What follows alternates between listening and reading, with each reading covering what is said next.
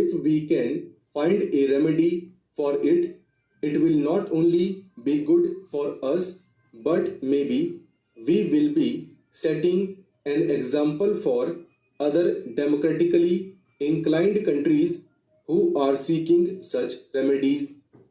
In spite of the fact that Parliament is in continuous session, it is not able to find time to consider in detail all the important matters that come up.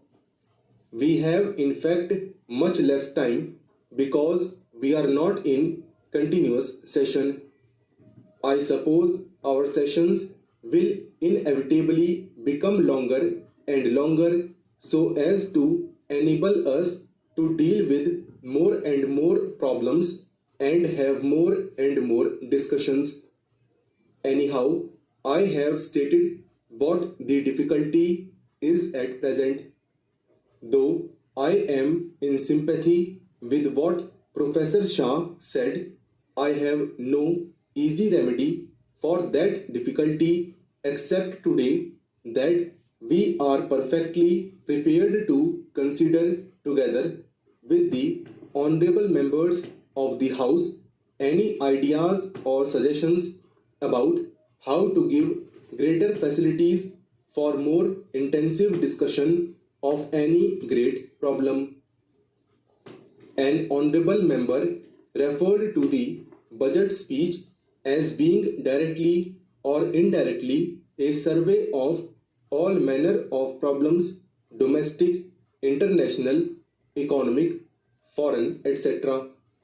The House can hardly expect the Finance Minister's budget speech to be a survey of all these tremendous problems, although they have no doubt some bearing on the budget.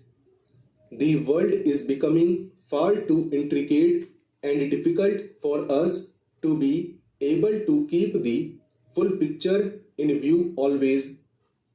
As I listened to the honorable member who spoke just now, I was wondering whether we had the larger picture in mind or were getting lost in few minor and secondary matters.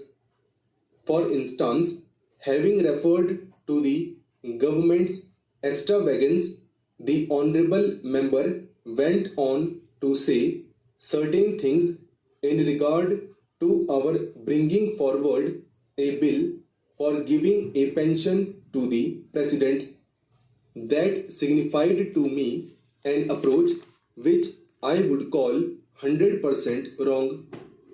Besides, I should have thought that the subject of pension for the president was hardly a matter for debate or reference here.